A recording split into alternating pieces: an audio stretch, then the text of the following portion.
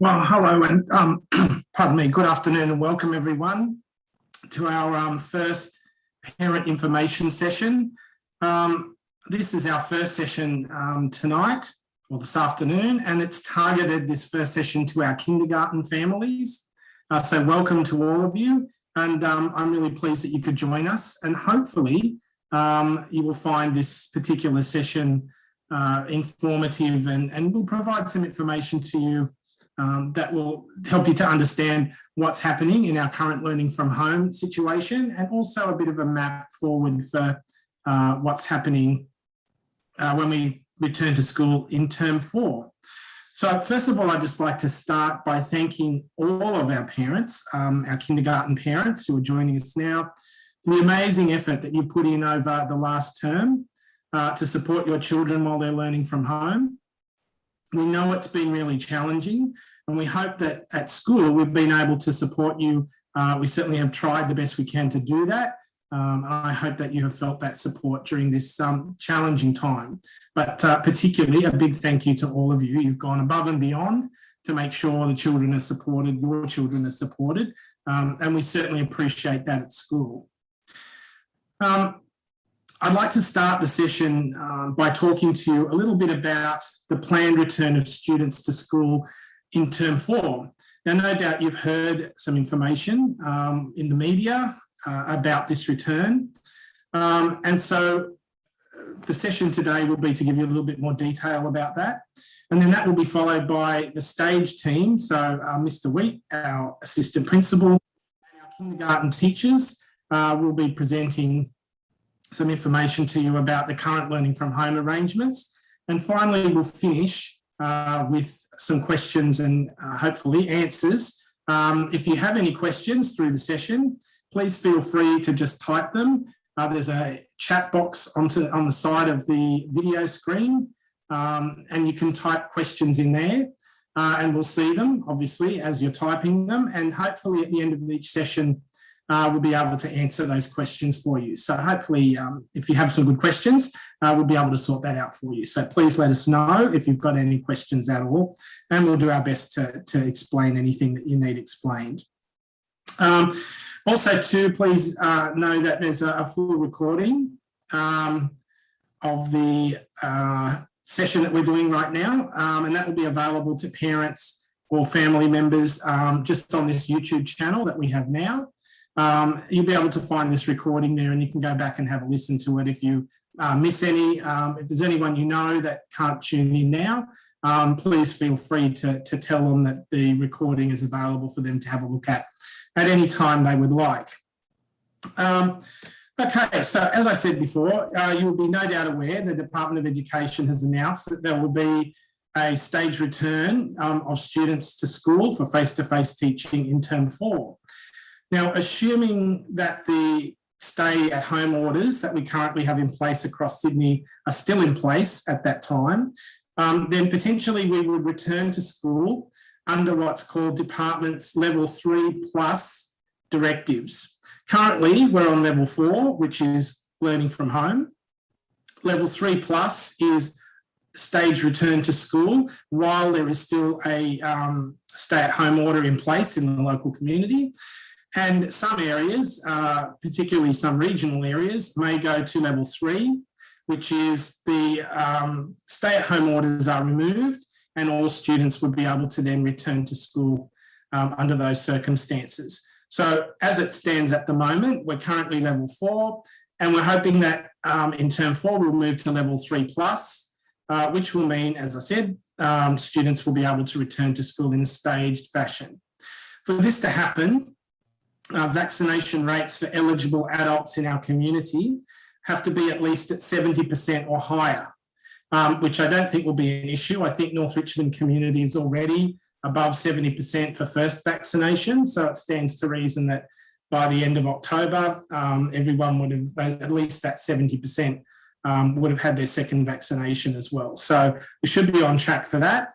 And the second condition is that there has to be relatively low cases of community transmission as well in our local area. So Hopefully that will remain. It's hard to predict what will happen between now and the end of October, but assuming things stay relatively stable, then we should be on track to be able to go to level 3+ at the end of October, kids starting to come back to school. So if we meet the criteria that I've just explained, then our students would start returning to school from Monday, the 25th of October. On the 25th of October, students in kindergarten and Year 1 will return to school for face-to-face teaching. On Monday, the 1st of November, so 1 week later, students in Years 2 and 6 will return to school. And from Monday, the 8th of November, so 1 week later again, students in Year 3, 4 and 5 will return to school for face-to-face teaching. The New South Wales health advice is that it's safest for students to return in stages rather than all at once. So that's the reasoning behind the stage return to school. It's all about trying to maintain safety for our students and also for our staff at school as well. So when students return to school, there will be some particular structures and precautions that we'll need to put into place to further support student safety on site. Now, schools, Richmond North, will restrict activities to establish student cohorts. So what we will do is we'll be making sure that, obviously, when the first group of kids come back, Kindy and Year 1, it will be fairly simple to maintain cohort groups. So kindergarten will be one cohort group and Year 1 will be one cohort group, and we will try to keep them separate from each other. Then when the next group of kids come back, the Year 2s and the 6s, the Year 6s will form their own cohort group, and the Year 2s will join with the Year 1s because we want them to be in their regular classes. So ultimately, kindergarten will be a cohort group, Year 1 and 2 will be a cohort group, Year 3 and 4 will be a cohort group, and Year 5 and 6 will be a cohort group. Now, the reason we need to do that is we need to keep groups small. So if in the instance there is either a rising of cases in the community or hopefully not, but if there is a case of COVID at school, that the risk of exposure is limited to just one smaller group of children on site, which would make it much easier to manage and would mean that we wouldn't necessarily have to close the whole school and send everyone away. It would only just maybe affect a smaller group of students. So that's very important. It's certainly to make sure that we don't have, we'll put things in place to minimise the chance of outbreaks at school. So we will have those stage groupings for our cohorts. We'll also put into place measures such as physical distancing between adults on site. And that's something else to note is the only adults on site will be the teaching staff, office staff and SLSOs. There really won't be any opportunity for outside people to come onto school grounds. So parents, community members, even particular visitors won't be able to come onto site. So it'll be restricted quite significantly. So that physical distancing, the limiting of people on site, the limited interactions between cohort groups, particularly at entry points and exit points to the school. So that may mean we need to look at some staggering of times so that everybody's not coming in and going out all at the same time to reduce that mixing of cohort groups. The transitioning between classes, and also recess and lunch break times. So most likely that will mean that eating time will either be in the classroom or in a restricted part of the playground. And when the children play after those eating times, it will be in restricted areas of the playground to keep that distance. Some schools may need to do staggered break times. We're fortunate at Richmond North that we have such a big space, large grounds, so we're able to still have those break times at the same time, but spread over a much bigger area to keep that separation of cohort groups. So student and staff safety will certainly be a key consideration with everything we do and everything we plan for when students return. So rest assured, we'll be doing everything we can to make sure it's as safe as we possibly can make it within the guidelines that the department has set for us. One important thing to note, masks will be strongly recommended for all students. Now, this is a little different to when we had the restrictions last year, where there was no recommendation for students to wear masks, but it's not compulsory, but certainly strongly recommended. that students wear masks at all times, indoors and outdoors, which is really important. And also we'll be maintaining high levels of personal hygiene with students, the hand washing and sanitizer, all of those sorts of things. And also making sure that we can have some level of physical distancing between students where that's possible. We know that that's actually very difficult to achieve. The nature of children is that they won't just naturally physical distance, but where it's possible to do that, we'll certainly be supporting them to do that where we can. Now, we certainly expect that most students will return to school in line with this staged return plan. Some students, though, who are unable to return to school, may be because of medical conditions or parents are just really feeling a bit anxious about them coming back. But if there are students that don't return to school at that time, they will still receive the 1 unit of work that they're getting now, in line with the current guidelines for working from home. And that will be delivered either online or with the learning from home paper packs. So that will still continue for students who aren't able to return. But I would imagine that would only be a relatively small number, if any, students at our school. Certainly we'll be providing a lot more detail around this organisation for return of students in term 4, certainly as the time gets closer. And I would definitely encourage you to check regularly on the school Facebook page and also in the school e-news app for any updates, because they'll be coming through in a steady way next term. We'll also be sending out an online survey in week 1, term 4, to ascertain what your intentions are regarding your child's return to school.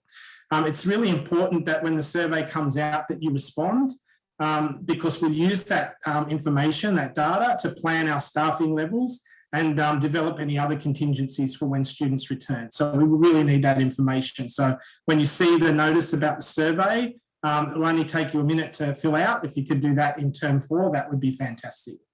While there'll be challenges in returning to school, I'm sure that staff and of course students alike will be well and truly ready to come back at the end of October. Oh, goodness me, there's a telephone call. So yes, so that's a really important thing. I think everyone will be really keen to come back. So I don't think that will be an issue. For the last weeks of term 4, when all students have returned, our focus will be on obviously literacy and numeracy. Our student wellbeing will be very important, and also the re-establishing of school routines. We'll be looking for opportunities to have some special days within the guidelines, of course. Things like athletics, carnivals and things like that. We will look to see if there are ways that we can still have one in that last few weeks of school. Things that the kids will be excited about and will really enjoy. And we'll be looking to organise school class photos for everyone before the end of the year. It won't be the professional photographer, but we will work out something at school and we will provide those as class photo to parents free of charge. We won't expect you to pay for that. So that will be something that'll happen. And also students will receive a modified semester 2 academic report before the end of the year as well. If you have any questions regarding the return to school plan or anything I've discussed, please feel free to add them to the chat box. And I think the camera is the other way around. So when I pointed the way before, I should have been pointing that way because the chat box will be on that side. So please feel free to type your questions in there. I'm now going to hand over to Mr. Wheat, who is the stage supervisor for early stage 1, and he's going to run the rest of the session. And then I'll be back just for a minute at the end if there's any questions or answers. So, Mr. Wheat, if I can hand over to you, that would be great. I'll turn my camera off. Stop video. Okay, Mr. Wheat, all yours. Thank you, Mr. Thurling. I'd just like to first say thank you to everyone, especially the parents, for keeping the kids motivated for this whole term. It's when we first heard about our lockdown, it was only going to be 4 days, and it has turned into a term. It's very, very difficult, especially in the first year of primary school, when we're essentially getting set up for routines and we're learning all those basic skills which help us into the future.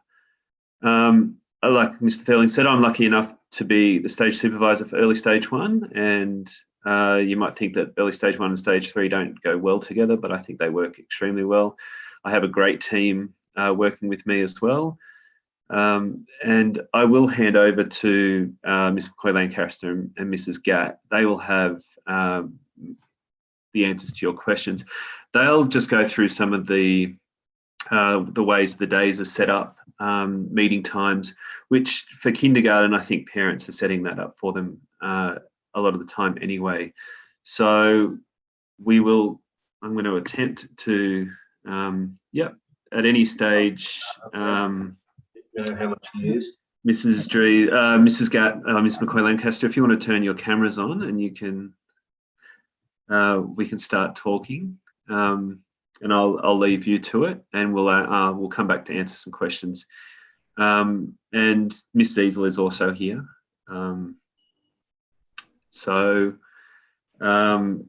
But I will hand over to you. Hopefully this, yes, so we're all popping up together. We can also, actually, we could probably all just stay on together. There's no reason that we can't be together for this, so everyone can see us. So Miss Diesel, if you're there, you can join us as well if you like. But I'll hand over to Miss McCoy-Lancaster and Mrs. Gatt. All right, well, firstly, we just really appreciate all the support that our families have given us throughout the term. As Mr. Wheat said, like, it was only going to be 4 days, and we certainly did not see that it would be a whole term. And you guys have done an amazing job supporting our students and your children through this really challenging time. So a big thank you to everybody. Ms. Gatt, did you want to add anything? No, I agree. The parents have been amazing, and the kids have just run with it, and they've been able to cope with the work that we've given them and cope with the fact that this is how we're now learning because the parents have been so supportive. I think we're incredibly lucky at Richmond North. We've got an amazing group of staff, and we've got an amazing group of families that we are all able just to get through this as best we can. So in touching with what Mr. Wheat said with our meetings every day, we have started doing them every day now, and we will continue that until we return to school. We did hold off for a little while just so that our kids and you as the families could get used to the new routines. But I think it's really important that they're getting to see each other every day, and they're having more connection with each other and with us, so that when we do eventually transition back to school, there's still that familiarity between all of us as a cohort. Yep. Yeah, it'll be a much easier transition. Yeah, do you just want to go through some of like the like minimum requirements that you might have for what activities they would do during the day? So, you know, do you expect them, kindergartens, to read a book every day or things like that? If you can go through that, that would be great. Yeah, so we've set our paper packs out from the beginning with must do and may do tasks, and reading what the must do is a really good place to start with what to do with your child during the day, because it outlines what we would like to see them do, whether it's listening to a book and or them reading to you. And as the terms moved on, we have started adding things like more concentrated activities on the phonics instructions, so that they can re-engage with that learning in their minds and it stay strong for when we transition back. So making sure that they do get onto Teams and they do access the videos that we are putting up. We really do recommend doing that, because they're going through a group of sounds across 2 weeks to make sure that they're explicitly taught and being revised for them. Making sure that they are, if they can, write a sentence with your help or using Mrs. Gatt's videos as a guide. She's going through and doing a great job explaining how to sound out the words and making sure that we're using all the things that we need to write a sentence. They will also help with us moving forward in our academic, or being able to sustain us academically. So that's probably the most important parts for literacy. And our numeracy, making sure that they're counting. We're trying to put in a counting activity or video every day, and being able to work with numbers in some form. We've tried to keep the same activity throughout the week so that there's not as much new stuff to learn, and to to make sure that they're revising, working with those small numbers so those foundations do become really strong, so that when they do move into year one, the foundations are strong so that they can then keep learning from there. Yeah. Yeah. And the videos that we've put up, there's no limit to how many times they can watch them. So for example, this week we've got 3 division lessons. So I've got 3 division videos, but your child can watch those videos every day and do a new activity themselves. We'd like them to do, the bare minimum would be to do the must do part of the activity, but they can do that activity more than what's already prescribed on our paper packs. Yep. So, which is why we're doing it as videos and not live, so that it can be done at parents' convenience, because we know parents are trying to work from home as well, or they've got older students and everyone's sharing devices. But it also means that they can go back and do the activities more than once a day, every day, whatever is suiting your child and your family at this point in time. Yeah, and there's also a variety of online programs that kindergarten can use. So Mathletics is one that's being used the whole term. We've just purchased licenses for Math Seeds, which is a program run by the same people that do Reading Eggs. Reading Eggs, of course, is another one that's differentiated. So it means that it targets the specific level of each child. Reading Eggs as you go through, so they can work at their own pace and they can revise lessons and do things like that. The resource that we have online that I know that lots of people are using already are the PM readers online, and they're really important for kindergarten. So I would recommend that if you haven't had a look at those already, take a look at the PM readers and start working your way through those readers. And you can sit down and share them with your child as well. I think reading is really important during this time, especially when we're at home, especially for kindergarten kids. Okay. I think we've gone through most of the things that we needed to do. I don't know if there's any questions online, but Mr. Thurling, if you wanted to jump back in, I think that. Yep, I'll do that now. Oh, yep. No, I actually am monitoring and we don't have any questions. I don't know whether that's a good thing or a bad thing. No questions, but I am watching. We've got 28 people, I think, that are watching the video, so we're not talking to ourselves, so that's look, can I just add a thank you to Mr. Wheat and our kindergarten teachers who've been doing an amazing job. It is an incredible challenge for students so young and with such little experience of school to be navigating their way through learning in the current conditions. But I think kindergarten are some of our most connected kids. So that's really exciting. I think they've adapted really well, and parents, you can be really proud of the way that your kids have shown resilience in this tough time and kept up with that learning, which has been, such a challenge for everyone, but they've done a really good job. So thank you to all of you, and thank you to our wonderful kindy teachers. So it's a fantastic effort. So we did have a question, Mr. Thurling, I think. Yes, it's just popped up now. So, is there a particular level of reader kindergarten should aim to be at before returning to school? It's very individualised, the levels. Towards the end of the year, we would be aiming in a normal year for kids to be reading 6 to 8. Now, that's been interrupted this year because a quarter of the year has been done at home.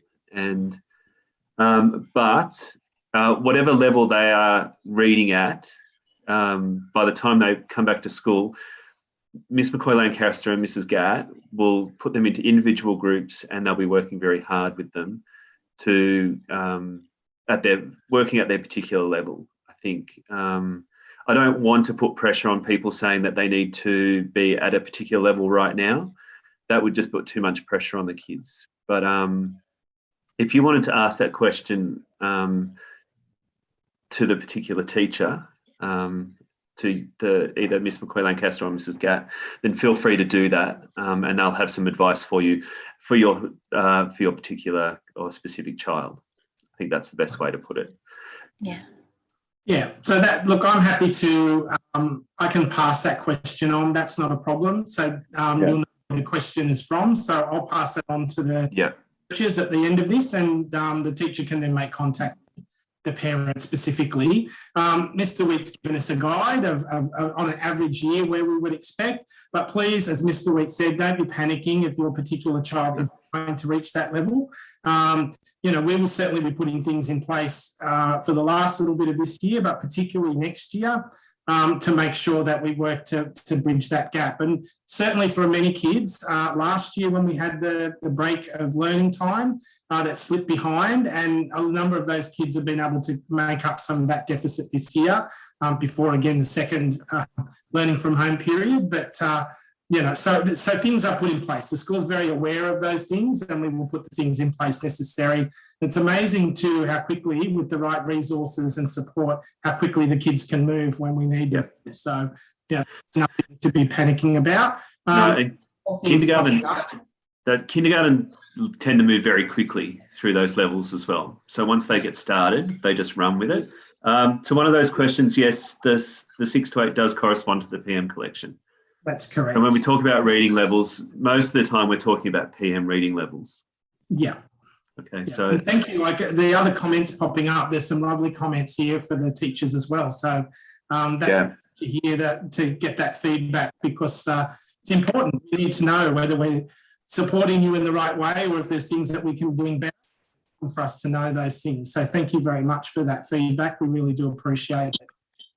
Just in finishing, because we're nearly at the end of our half-hour session, can I just encourage everyone to keep up the connections with the school as much as you can? So aside from being in the Teams meetings and connecting with the individual teachers, there's a lot of other things that we're doing as well to try and keep that connection. If you haven't had the opportunity to tune into one of our Friday assemblies, you can see them on this particular YouTube channel. And the previous assemblies are all saved here, so you can watch them back if you missed them.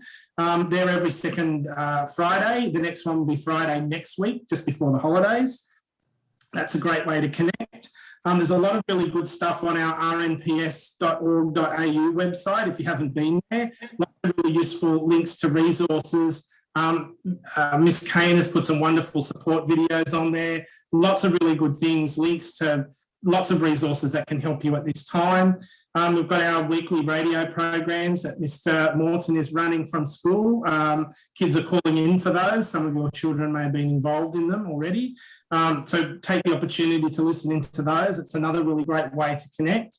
And can I ask that you keep your eye on Facebook and the school e-news app, because lots of really important information that we're sending out is coming through those two tools. So please use those to find things out. If you've got questions or problems at any time, please feel free to communicate them to us at school. Email is really useful, or a call to the office, because it's very difficult to know from day to day which teachers are going to be on site. But rest assured, if you send an email in, the office passes it directly on to the teacher. If you call into the office with a question, they will notify the teacher, even if they're not at school that day, and the teacher can get back to you. So please don't think that any question is a silly question or that it's not worth asking. Anything at all, please let us know. We'll do our best to help you, at least through to the time when we can all come back to school, and hopefully things will get a little bit more closer to normal. So thank you to everyone who's tuned into our kindergarten session today. Thank you, Mr. Wheat, and our 2 kindy teachers for joining us. And take care. I might see some of you again in the next session or the ones further on. But anyway, thanks very much for joining us, and we'll catch you later on. Thank you. Bye. Thank you. I'll just answer that last question very quickly. Do we need to return paper packs? Yes, you can return them into the school letterbox. That would be great. Thanks, Mr. Wheat. All right.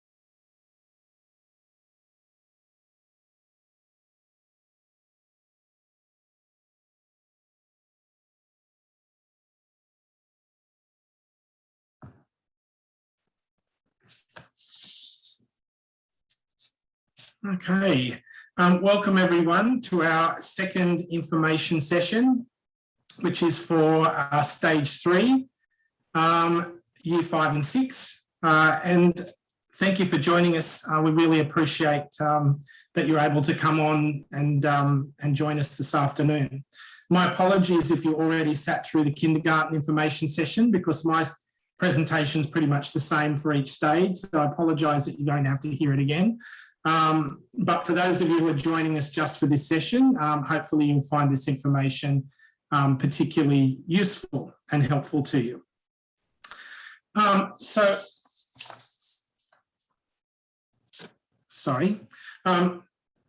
Our session today obviously is going to look at a number of different things. But before going through all of that, I'd just like to say a big thank you to all of our parents who are joining us right now.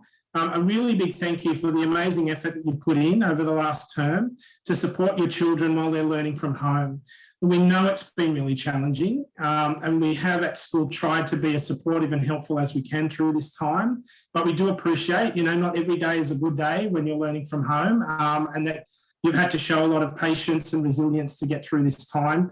But, the work that you've put in and the effort that you put in with the children has really paid off, because it's really helped to support them through this difficult time. And the effort that you've put in has also shown your children, some of our oldest children in school, that you value their education as well. So your input and your contribution makes a big difference and sets the message for your children, that learning is a really important thing and education is a really important thing. And that even in difficult times, we still need to try and keep on that path as best we possibly can. So a big, big thank you from all of us to you. I'm going to start this session by talking to you about particularly the planned return of students to school in term 4. I'm sure many of you have heard information about that. And then that will be followed by the stage team led by Mr. Wheat. We'll present to you some information about the current learning from home arrangements. And finally, we'll finish the session with a question and answer opportunity. So if at any time through the presentation, while you're watching, you've got a question or something you want clarified or you're not sure about, please feel free during the presentation to pop a question in the chat box, which is on this side of the screen. You should see it just down the side. Just type the question in there, and then at the end of the presentation, we'll go back to those questions and try to answer them for you as best we can. If we can't answer them in the session, we'll certainly take them on notice and try to get an answer back to you as soon as we possibly can. So please feel free, type away if you've got things that you wanted to know, or just a message you might want to send to one of your class teachers to do that.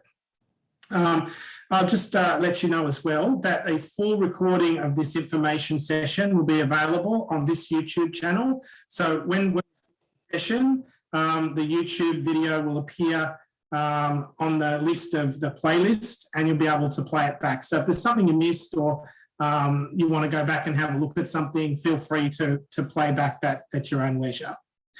So as you'd no doubt be aware, the New South Wales Department of Education has announced that there will be a staged return to school in term 4. Now, assuming that the current stay-at-home orders are still in place, we would potentially return to school under the department's level 3+ directions. So what that basically means is, at the moment, we're on level 4, which is learning from home. If we move to level 3+, that means the stay-at-home orders are still in place, but children will start a staggered return to school. And then the next level will be level 3 on its own, which means the stay-at-home orders have been lifted and everyone is free to come to school. So given that we're in level 4 now, the most likely outcome is that the stay-at-home orders will still be in place, but hopefully we will meet the criteria for that staged return to school. For that to happen, the criteria basically is the vaccination rate amongst eligible adults in our community needs to be at 70% or higher. Now, I believe that in North Richmond, or in our area at North Richmond, the vaccination rate for first vaccinations is already over 70%. which would be a pretty good indication that we'll be well over 70% double vaccination by the time the end of October comes upon us. So we would most likely fit that criteria. The second one being that there needs to be a relatively low cases of transmission in our local community. Now, currently, that's the case, that the cases in North Richmond are not particularly high. So if things were maintained at their current levels, we would most likely, or we would be returning to a staged return from Monday, the 25th of October. Now, on the 25th of October, students in kindergarten and year 1 will return to school for face-to-face teaching. 1 week later, on Monday, the 1st of November, students in years 2 and 6 will return to school. And 1 week later, on Monday, the 8th of November, students in years 3, 4 and 5 will return to school then. Now, the New South Wales health advice is that it is safest for students to return in stages rather than all at once. So basically, and I think you've probably heard it 100 times on the TV, the department's relying on that health advice, and that's the reason for the staged return, is it's believed to be the safest way for them to come back to school. And it also makes it easier to manage if there are any issues or potential spread of COVID in the community. When the first group of kids come back, that can be reevaluated at that point rather than having everyone back and then having a much more difficult situation to manage. Now, schools, Richmond North, will restrict activities to establish cohort groups when the kids return. So what that basically means is we will be forming our stage groupings and they will become our cohort groups. So when the first groups come back, kindy and year 1, they will actually form 2 separate groups. Because kindergarten are their own cohort and year 1 will actually join with year 2 later on. So they will form 2 cohort groups in that first week, kindergarten, year 1. The next week when the year 2s and 6s come back, the year 2s will be with the year 1s and year 6s will be on their own. So we're up to 3 cohort groups. And then when we have the next group of kids after the 2s and 6s, the 3, 4s and 5s come back. So when that third group comes back, the 5s will join with the 6s and the 3s and 4s will become another cohort group. So basically our stage groupings at this point anyway will be our cohort groupings. And that's a really important thing to note because the arrangements that we make at school will be around those cohort groupings because the department doesn't want to have mixing of cohort groupings when they come back. So we will try to make arrangements, we will make arrangements at that time for the cohort groups to be separate. So there won't be those mixing between those stage groupings. Now, we'll also be putting in place other additional measures, such as physical distancing between adults, limiting those interactions between cohort groups at entry and exit points. So obviously we need to consider arrival and exit times to try and make sure that mixing of cohort groups doesn't happen. So we don't want necessarily everyone arriving at the same time and we don't want everyone exiting at the same time because that defeats the purpose of cohort groups. So we're trying to avoid that mixing. And we're also looking at things like the transition between classes, break times at recess and lunch to make sure that those cohort groups are separated in different areas of the playground. All of the decisions that we make, though, are always going to be with student and staff safety paramount in our minds. So that's going to be what governs the way that we run things at school, is to make sure that safety is our maximum #1 consideration. Now, this is a little different from last time, and it revolves around wearing of masks. In this instance, when students return, masks will be strongly recommended for all students at all times, indoors and outdoors. It's not mandatory, but certainly it is the recommendation from health and from the Department of Education that students wear masks. So this is different from when we came back to school last year because masks weren't required then. Certainly adults on site will be wearing masks, but for students, it's highly recommended. We expect that most students will return in line with the staged return plan. But students who are unable to return to school for various reasons will continue to receive 1 unit of work to complete at home in line with the current guidelines. And that both through online learning and through learning at home paper packs. So that will still continue even when excuse me 1 second, let me just turn that off. So that will be happening the same as what it is now. So if students don't return to school, some work will still be provided to them. We will provide certainly more details around the learning from home arrangements. The return to school arrangements. I will provide more details a little closer to the time because there's still some work that needs to be done around the detail. But I encourage you to check regularly on the school Facebook page and also on the school e-news app, because that's where we'll be sending out the updates for where we're at and what's happening, more specifics around the details of returning to school. So keep an eye on Facebook and the school e-news app. We'll also be sending out an online survey in week 1, term 4. And the point of that is to ascertain what your intentions are regarding your child's return to school. Now, it's really important that you respond to the survey in term 4 when it comes out, because we'll be using that information to plan our staffing levels at school and also plan other contingencies for when students return. So we need to get accurate information about, are people sending their kids back to school in line with that? Who's not sending kids back to school? Or if there's going to be anyone like essential workers or whatever, who may be sending more than the students of the particular year that are coming back. So we need that for planning purposes. So yes, I hope that you'll be able to get that done for us when it comes out in term 4. Now, while there will be challenges in returning to school, there certainly will be, I'm sure that staff and students alike will be well and truly ready to come back by the end of October. I think we're all ready to come back now, but hopefully end of October will be great. For the last weeks of term 4, when all the students have returned, our focus at school will be on literacy and numeracy. Student wellbeing will be very important, and also the re-establishing of routines. We'll be looking for opportunities to have some special days. We'll try to do things like our athletics carnival in a way that meets the guidelines, so that the kids still get to have those important milestone days. We'll also be looking to organise school class photos for everyone. Won't be professional photographers coming in, but we will do our best to organise those and print photos so everyone has one for their class this year. And also we'll be making sure that students receive a modified semester 2 academic report at the end of the year as well.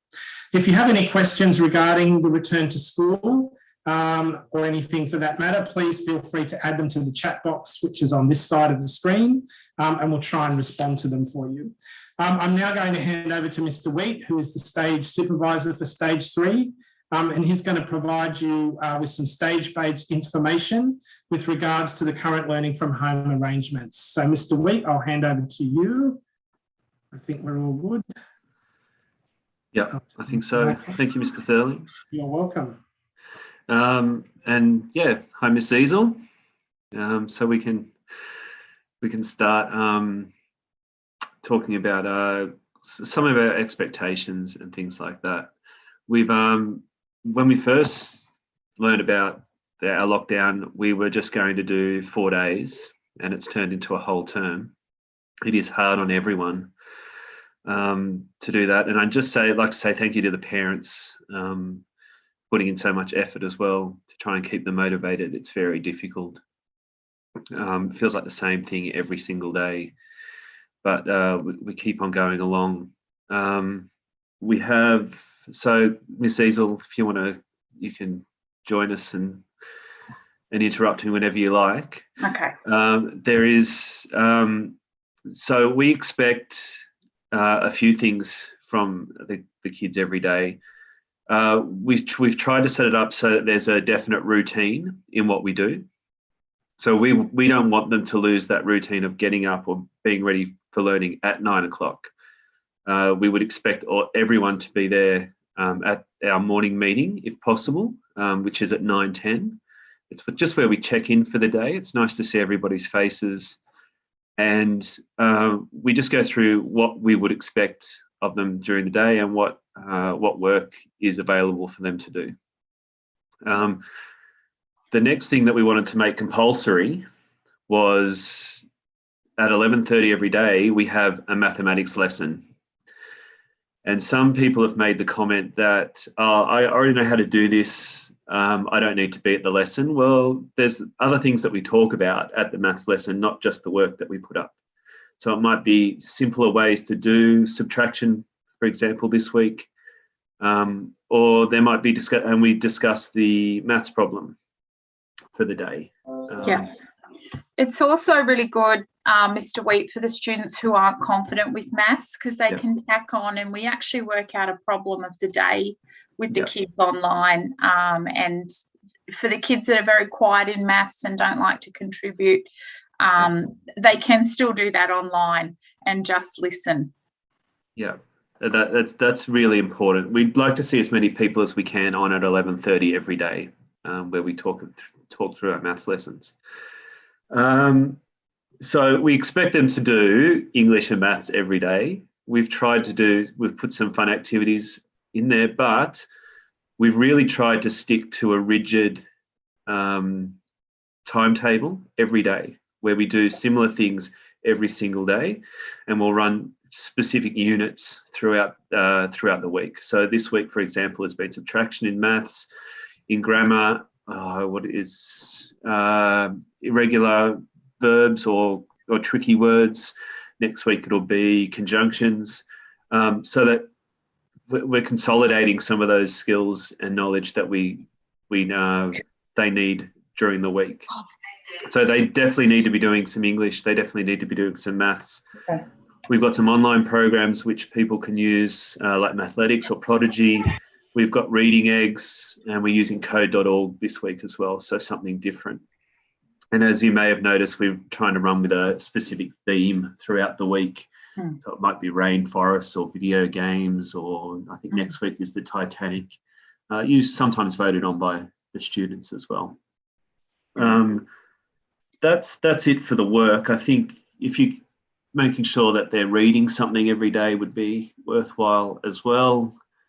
But they're all doing a good job. I know that everyone has their good days and their bad days, that it's including us, and I'm sure it's including you guys as well.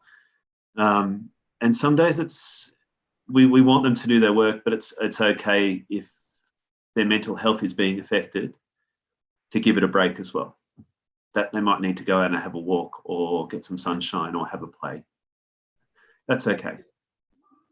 We just want to make that clear, that it's okay, that we're looking after their mental health as well.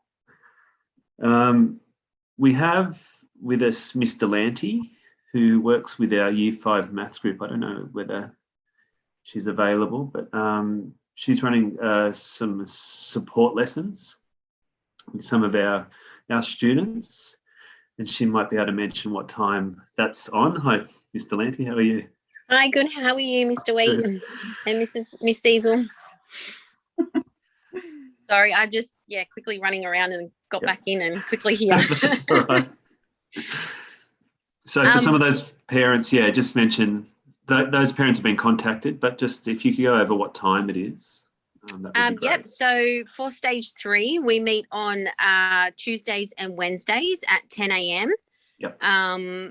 Some of the kids at the moment are doing fantastic. We're just working on our sentences, working on writing, breaking it down, and just collaborating together, even with Mrs. O'Sullivan as well. She gets in and does the activities, and she's helping out as well. So there's a lot of support, and if you could jump on at 10 o'clock on Tuesdays and Wednesdays, that would be great.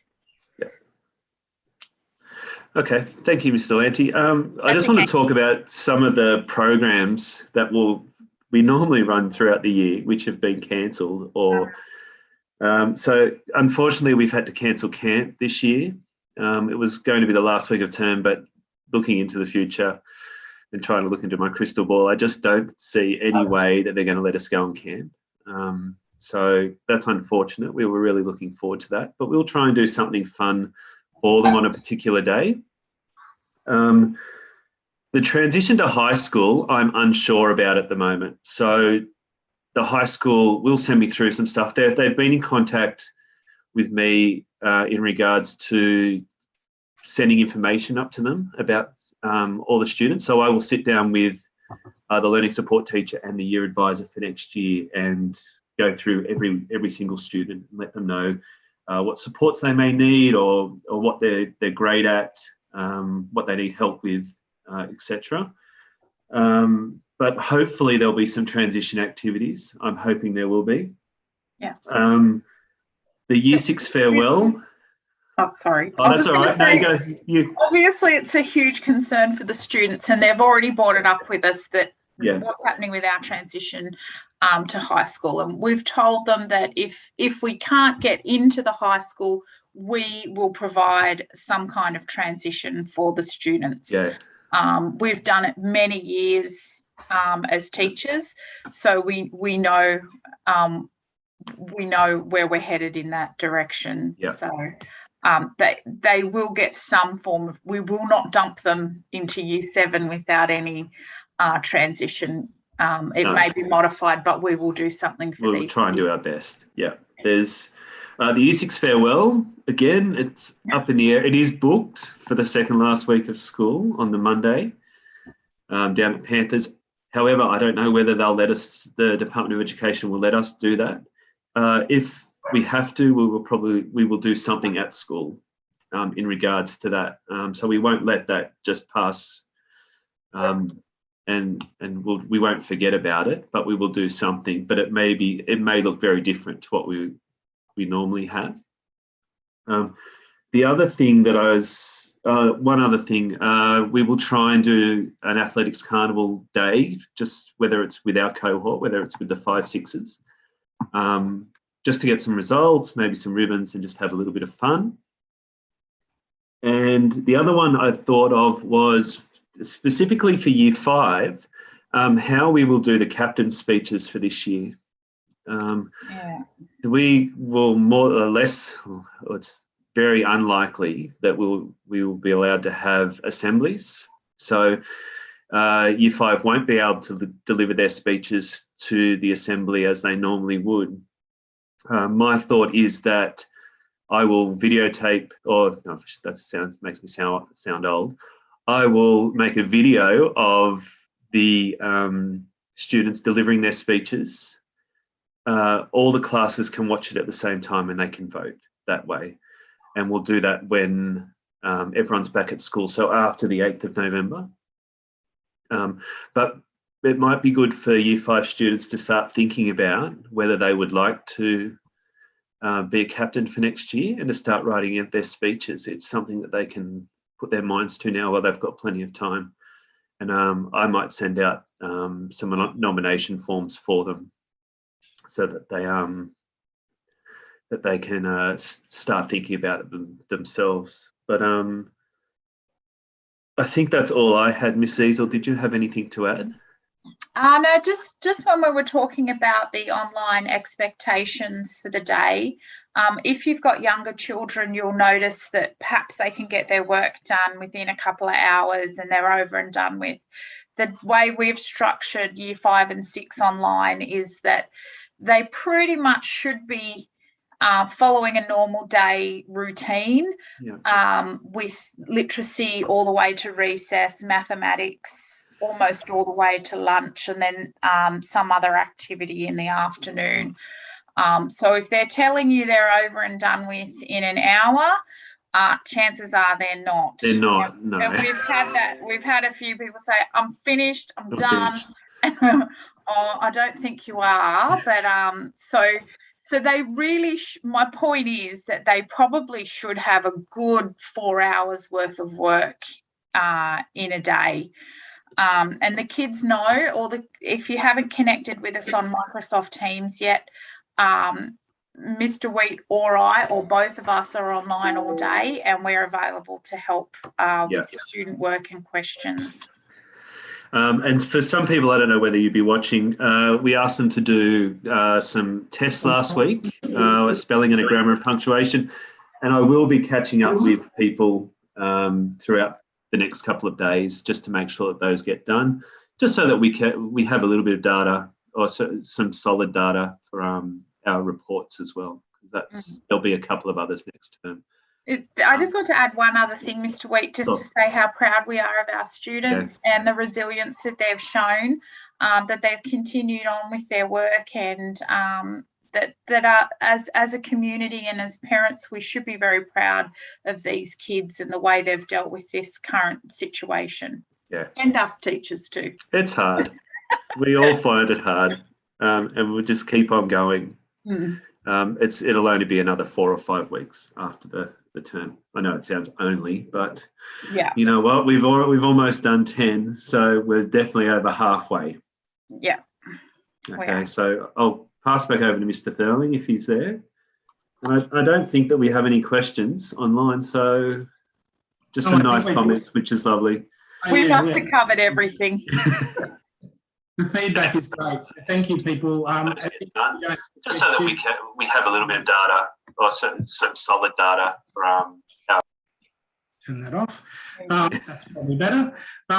Yeah, so thank you for those comments. We do appreciate the feedback, even if you don't have any questions. But if you do think of something later on, you can always email them to the school email address, and we'll try to respond as best we possibly can. Just in finishing, because we've only got a minute or two left, and then we'll move on to our stage 1 presentation. Let me just say it's really important to us that you try and stay connected as best you can. There's lots of advantages in being connected.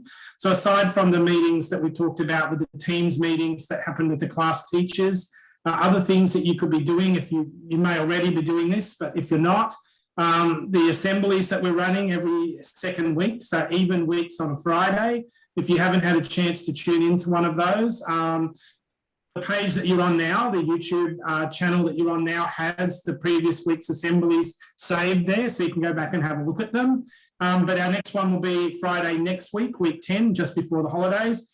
Have a look, join in. You might find out who our award winners are for the next. Our rnps.org.au website that I mentioned many times on Facebook is a really good place to go for information.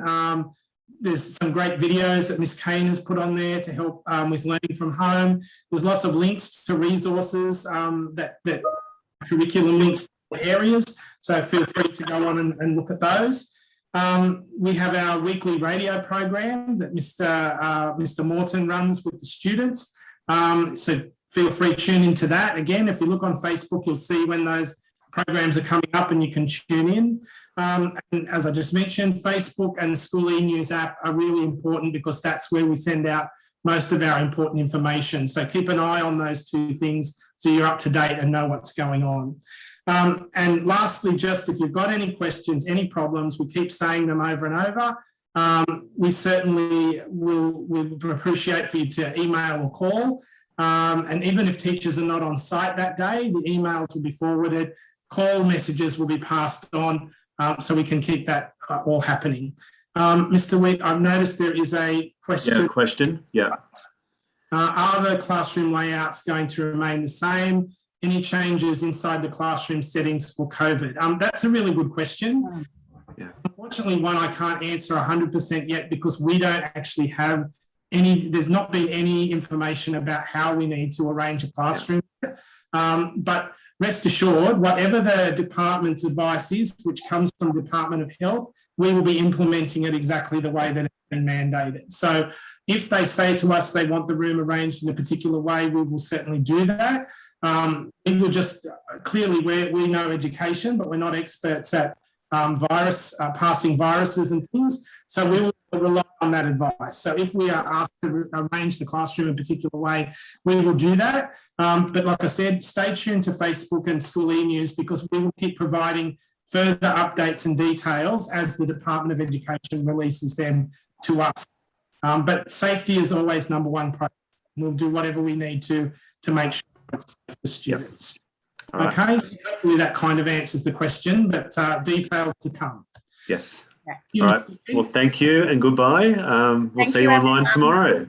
That's great. Thanks, guys. See you later. Bye. Bye-bye.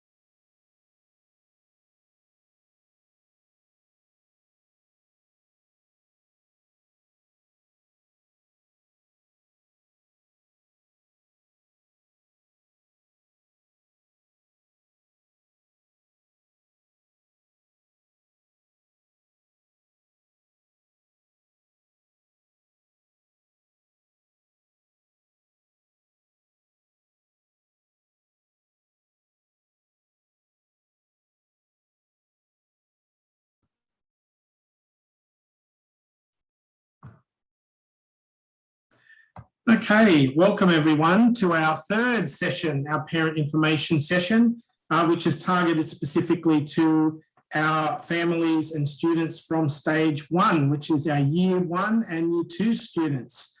Once again, I do apologise if you've been watching from the beginning. You'll probably be tired of seeing the same presentation every single session. But it's important information, I guess, that we wanted to make sure everybody was going to be able to access.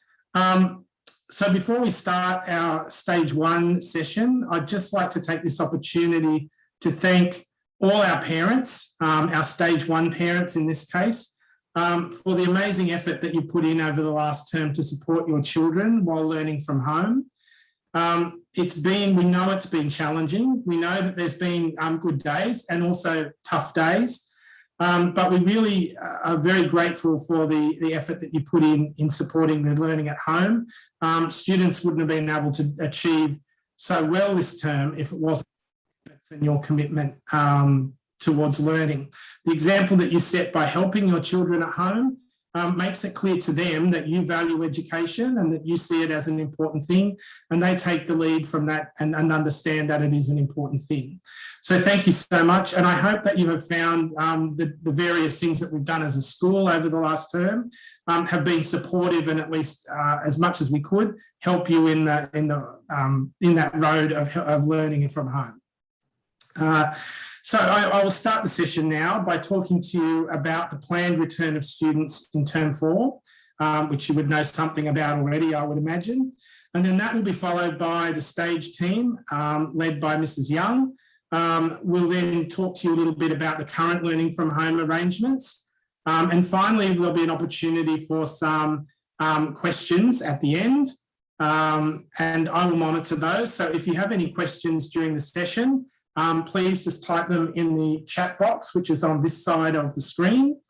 So if you type them up in there, we'll look at them at the end and then we'll try to answer them all at the end of the session. So please feel free, any questions at all, just type away. And also please note as well that a recording of this information session will be available after we finished today in the YouTube channel that you're in now. Underneath live channel, there'll be a library of pre-recorded videos and the information sessions will be there. So you can come back at any time and watch the session again if there's something you missed, or if somebody in your family or a friend of yours that needed to see the video missed it, they can go back and have a look at the recording of this session. So as you'd no doubt be aware, the New South Wales Department of Education has announced that there will be a staged return to school in term 4. Now, assuming that the stay-at-home orders that are currently in place across Sydney are still in place, most likely we will return to school under the Department of Education's Level 3+ directives. Currently, we're on Level 4, which is learning from home. Level 3+ is when the stay-at-home orders are still in place for the community, but we are having staged return to school on site. And then Level 3, which is the next level up, is when the stay-at-home orders are lifted and then everyone can come back to school then anyway. So most likely in areas of regional New South Wales, Level 3, they may get to Level 3 with the stay-at-home orders lifted, and those students will get back to school a little earlier. But for us, the most likely outcome is the Stage 3+, which means the staged return, which will happen towards the end of October. Now, for it to happen for our school in particular, there's a couple of targets that need to be met. The first being that we need to have the vaccination rates for eligible adults in our community needs to be at 70% or higher. The good news at North Richmond at the moment is that we already we're above 70% for first vaccination. So it's very likely we'll be all of those people will be second vaccinated by that time. So before we come back in October, it would be very likely that over 70% of our local community will be vaccinated, eligible adults, that is. So that's fantastic. The second criteria is that there needs to be relatively low cases of transmission in our local community. The case at the moment is that it is relatively low. It's hard to predict for sure what that will be in October, but if things stay relatively as they are in the Hawkesbury, then it's very likely we will do the return, the staggered return to school from Monday the 25th of October. So on the 25th of October, students in kindergarten and Year 1 will return to school for face-to-face teaching. So that's Kindy and Year 1, 25th of October. The next week, on the next Monday, on the 1st of November, students in Years 2 and Year 6 will return to school. So 1 week later, Years 2 and Year 6. Then on Monday, the 8th of November, 1 week later, students in Years 3, 4 and 5 will return to school. Now, the New South Wales health advice is that it is safest for students to return in stages rather than all at once. So just like they're doing in the wider community, we take our lead from the Department of Health advice. We've worked closely with the Department of Education to make the return to school as safe as they possibly can. And part of that strategy is to have the staggered return rather than have everyone return at once. So while that may be a little inconvenient for some people, there is some reason behind the decision to do that. Now, when students return to school, there will be particular structures and precautions that we will put into place to further support student safety on site. So that's the primary thing. Schools such as Richmond North will restrict activities to establish cohort groups. So in our school, that will most likely be stage groupings. So in week 1, from that last week in October, 25th of October, Kindy and Year 1 will come back. They will actually be 2 separate groups because Kindy sits on its own and Year 1 will be part of a stage 1 group. So there'll be 2 groups, 2 cohort groups when they return. In the second week, when Year 2 and 6 come back, Year 2 will join with the Year 1s to make a cohort group, and Year 6s will be a separate cohort group. And then in the third week, when Years 3, 4 and 5 return, Year 5 will join with Year 6 as a cohort group, and Year 3 and 4 will join together as a cohort group. So we'll have kindergarten, Year 1, 2, Year 3, 4, Year 5, 6. That's important because the separation of those cohort groups, my dog has come to the window to see what I'm doing. I'm sure he's very interested in the cohort groups at school. So the cohort groups are very important because the separation of those groups is one of the key parts of keeping everything safe at school. So we're making sure that those groups are not mixing, so that if there is ever an outbreak of COVID in the community, it's much easier to manage and to plan for when we've got the separate cohort groups. So as I said, we'll have our stage groupings. Now, aside from having those separated cohorts, we'll also put in place other measures such as physical distancing between adults and limiting interactions between cohort groups at entry and exit points. So when people are coming to school, we are going to need to look at ways so that we don't have everybody arriving and everyone exiting at the same time. So we will look at how we can stagger those times, even if it's just slightly, so that we don't have kids all exiting and entering the school all at the same time. Now, the detail of how that will work, we will provide closer to the time, but that's a general principle that will be in place when we plan for return to school. We'll also be looking at the transitions between classes and also at recess and lunch breaks to make sure that there's not mixing between cohort groups. And we're very lucky at our school. We've got a very big area that we can separate groups into. So we won't necessarily need to have staggered break times, just different areas of the playground that will be exclusively for one cohort group. And that's where they'll need to stay during those break times. Also as well, obviously student and staff safety is a key consideration. So everything that we're doing in terms of planning and putting things in place will be with that primarily in mind about safety. Now, this is a little different from when we had the learning from home period and return to school last year. This year, mask wearing by students in primary school will be strongly recommended for all students at all times, indoors and outdoors. It's not mandatory, but it's strongly recommended as an extra safety precaution. Adults on site it's mandatory for them to wear masks. So they will be wearing them, staff will be wearing them. but for students, it's strongly recommended. So that might be something you might think about in terms of planning for that period of time. That's something that's a bit different from last year. Within those cohort groups also, students will maintain strict personal hygiene, so the hand washing, sanitising that we did last time. And also where possible, we will try to do physical distancing. We understand it's very, very difficult, particularly with young students who don't understand and naturally gravitate towards each other. And we certainly understand that, but where it's possible to organise activities where we can do that, then we will certainly be attempting to do it where we can. Now, we expect that most students will return to school in line with the staged return plan, but students who are unable to return to school for various reasons, maybe health reasons and things like that, will continue to receive a unit of work in line with the current learning from home guidelines. So that's going to be fine. So that's something that's going to be really important, that they will still be supported even if they're not at school. But I expect that will only be a very small number. We'll provide certainly more details about the organisation for the return to school of students in Term 4. Obviously, as the time gets closer and we get more information from the department, we will be able to provide more detail to you as well.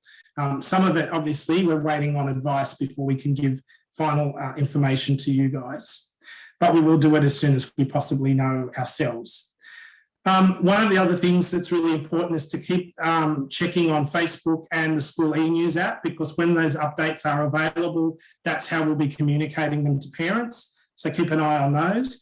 It's also important in Term 4, we'll be sending home a survey early in week 1, Term 4, asking you to complete that just to ascertain what your intentions are with regarding your child's return to school. So we need to know, are they coming back at that prescribed time, or is there something else that's happening? Are they not coming back at all? That sort of thing. We need that information so we can plan our staffing levels and other contingencies for when the students return. So it's really important that you fill out that survey when it's available next term. While there certainly will be challenges with returning to school, I'm sure that staff and students alike will be well and truly ready to come back by the end of October. I know I certainly will. For the last 4 weeks of Term 4, or the last weeks of Term 4, once all the students have returned, our focusing classes will be on literacy and numeracy, obviously student wellbeing, which will be very important, and also re-establishing routines at school. We'll be looking for opportunities to have special days, maybe even the athletics carnival in a way that meets the guidelines without the mixing of cohort groups. So we're going to try and do those things so the kids get some normality at the end of the year. And we'll also be looking to organise school class photos for everyone before the end of the year. We can't have photographers in, but we're going to try and facilitate it with the resources we have and provide those photos to you free of charge before the end of the year. So you have that as a record of the year. And also students will receive a modified semester 2 academic report as well. So if you have any questions about the things I've just discussed, please feel free to type them in the chat box to the side of the screen. That would be fantastic. And I noticed a couple of people put some questions up now. We'll try to answer those at the end of this session. And I'll explain those the best I can. There's already some good questions, so that's fantastic. I'll now hand over to Mrs. Young, who is the supervisor of our Stage 1 team. She'll talk to you a little bit more about the details of the learning from home in Stage 1. Thanks, Mrs. Young. Thank you, Mr. Thurling, and hello to everybody. It's really nice to see you. And I want to introduce, of course, Mrs. McDonald, Mrs. Skibberus and Mrs. Hayday, who are our amazing Stage 1 team. They are here with us today. We just can't see their gorgeous faces at the moment. I'm just going to quickly run through a few of the things that are, I guess, are more pertinent for Stage 1 than perhaps some of the other stages.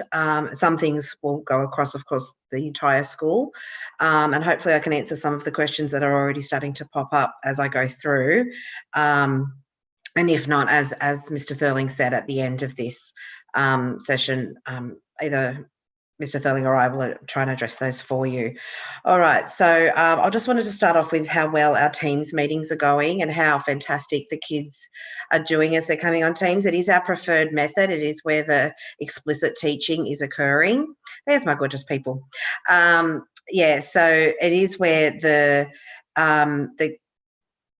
kids are getting the most benefit from our explicit teaching. So we do really encourage as many families as possible to be getting onto Teams as often as possible. I know it may not be possible all of the time, but as often as you can, which is really fantastic. For the 1-2 classes, so for 1-2M, 1-2S and 1-2Y, we were very blessed with some additional funding this year to have an SLSO that is supporting us with the focus groups in our classes, which is a little bit different to across the school at this point in time. And they actually are assisting in our Teams meetings on a daily basis, Monday to Thursday. So we're really lucky to have that additional staff assisting with some of our youngest kids at our school, which has been really lovely to sort of help us all stay on track. I did want to go through a little bit of what school can look like, though. I know some families are essential workers and therefore their children have to attend school on some days, if not more days than others. And that explicit teaching, therefore, of course, is not happening with K-6 altogether as much as it is on Teams. It's great. Some of the kids are able to get on Teams some of the time, which is great, to get that sort of connection with us, which is really fantastic. So if your child is at school, they're not getting explicit teaching unless they get on Teams with us, but they are, of course, being supported at school. And the work that is done at the paper packs that go out each week are the same for what the kids at school as, of course, what we're doing online. So, so they're working all together. I want to say a huge thank you to all of our families. You've been really collaborative and supportive throughout this entire process, and working really well together. In our stage meeting earlier, we were just saying how it's almost just become the norm in a lot of ways. We can have a joke and we can muck around and we can do all those fun things as well in our Teams meetings. We have our serious times, of course, and we do our explicit teaching and our lessons, but, we can now have a bit of a giggle and a laugh and a joke, which is making it a really more of a positive time during such a sort of difficult time that we're going through. But I can't thank you all enough for the amazing support that you give us as well, and know that we're always here to support you in any way that we can. I also wanted to sort of go back to a bit serious now. Just a reminder, most families are doing a fantastic job of handing in either the paper packs at school in the school letterbox or submitting their work on OneNote each day or each few days, which has been fantastic. And we really need to maintain that consistency that all students are submitting some work regularly. So not, if it's a paper pack, when you collect the new paper pack, hand in the week before's, or pop it in the letterbox on a Friday if you wanted to get out for a bit of a walk, and just ensuring that those paper packs are being submitted and handed in regularly if you're unable to provide the work on Teams on that sort of daily basis, which a lot of our families are doing, which is fantastic. If you're concerned around attendance at all or how that works, all the kids are marked as flexible if they are presenting with their work, which is the majority of the kids anyway. However, if your child is sick, please don't feel that, we just still have to plod along. Please just call the office and say, my child's sick today, and we can mark them as absent for that day, and therefore you no longer have to do the work for that day, because we certainly don't want, if your child's not feeling well, then to sort of feel obliged to keep plodding along. And you can pop a message on Teams even just to say, Joe Blow is sick today. We won't be attending the Teams meeting today. Brad did touch on reports, and obviously there will be a modified report somewhere down the track. So I guess watch this space while we sort of nut all of that information out. as well. In week 7 or 8, we're hoping to have some sort of a modified athletics carnival, not in its traditional form, but just something really great and fun for the kids to look forward to. And again, watch this space while we nut out the details on that. And then, of course, some of you may be wondering about, refunds for the excursions and things like that didn't get to go ahead. Our amazing office staff are currently working really hard on sorting that out, family by family and student by student. So, so that will be sorted, and you will be contacted with that sometime, perhaps not this term, but sometime into term 4, around any out-of-pocket expenses that you have experienced. So I hope that answers most of the questions. Now, the other part of our team that makes our school so fantastic is our learning support team. So I think we've identified any students requiring some additional support at this point in time. And I think all of us need extra support right now, just to, with Are You OK Day coming up tomorrow. I think it's really important that we, we are checking in with each other. But from an academic point of view, we have our amazing Mrs. Kane. If you are finding that your child is still maybe needing that little bit of extra support, please email me or pop me a message on Teams, or call the school and ask me to call, or for Mrs. Kane to call, and we will, of course, help you out there with that. And on that note, I'm actually going to hand over to our lovely Mrs. Kane, who can explain a little bit more about how the learning support team works. Thank you, Mrs. Young. Hi, everybody. Just very quickly, if you go onto the school website, I've actually done some videos on reading and writing, and Mrs. Dreves and myself have been working with some of the children in stage 1 and stage 2, and with the parents, which is very, very exciting, and the children are going really, really well. And I think this is a way forward as well. So I've got some good ideas as well for in the future, where we can actually work with the parents and the children together, or maybe do some workshops in the future. So it's a way of moving forward. So yes, I'm very excited. So please watch the videos. It will give you some ideas to help your children at home, whether they might need a little bit of extra support, or just to give you some strategies as well. So you can contact me anytime if you need some help with your child at home. It is very, very challenging at the moment, and please don't worry. I know a lot of parents are saying to me, oh, they're worried about their child falling back. But everybody, we're all in the same situation with all our children, no matter what age. So when they do come back to school, we'll try and support them the best way that we can. So thank you very much for all of your support and all of your help as well. Thank you, Mrs. Young. No worries. I did note a question that came up just before I popped on in regards to the children being together. So that first week when the students return for the Year 1 kids, the Year 1 children, most like the plan is, of course, if this works out with everything the way the department is sort of stating at this stage, that the Year 1 children will be together that first week, and then the 1-2 cohort will recombine into their regular classes that second week that they're back. So the 25th for the Year 1 students, and then the Year 2 students will then be back with the 1-2 class on the second week after that, like the week after that, the 1st of November. So I hope that sort of clears that up. And we are still working out how that will look like for obviously the Year 2 students. So we're not going to leave them behind at all, even though they'll be learning from home for another week. So I hope that sort of answers that for now, while we're still sort of working all of that out. Mr. Thurling, was there any other questions you'd like me to, because that's the only one I've seen. No, I'm just having a look at the questions that are up there now. And there's a couple of questions specifically around 2-3M, because they're across class. I'm not 100% sure what the arrangement will be. Clearly, we can look at they can join one of the cohort groups. It really doesn't matter who's in the cohort group, but once they join that group, they stay with that group and have to be with that group. So we'll just need to work through. I'm sorry I can't give you a definitive answer to that right now, but I'll need to talk to Mrs. Hayday as well, because the implications of keeping them together as a group in class, there's obviously advantages to keeping them together in their regular class with their regular teacher. But the implication is then that either the year 2s or the year 3s will then not be able to play with their peer group at break times because they will have to go with stage 2 or with stage 1.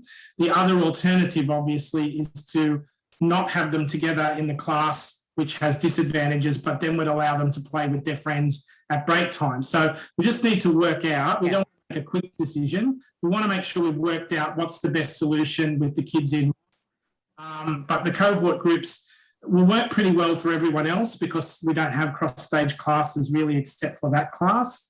But we will try to come up with the answer for that will work the best. So hopefully that explains it a little bit more, but we will give very careful consideration to how we work with the 2-3 class to make sure that we conform with the cohort groups, but also we don't want to create an issue for kids that may disadvantage them as well. So we'll work our way through that. There was a question about, is it mandatory for children to return to face-to-face teaching when the time comes for their children to come back, or can they continue to opt for online learning? Certainly it won't be mandatory to return. Obviously we encourage it because there's some advantages to coming back to school to see, the kids get to see each other, get to work face-to-face with their teacher. So there's some advantages to that. But as a parent, certainly we wouldn't presume to make a decision. That's your decision to make at the end of the day. So if you decide that,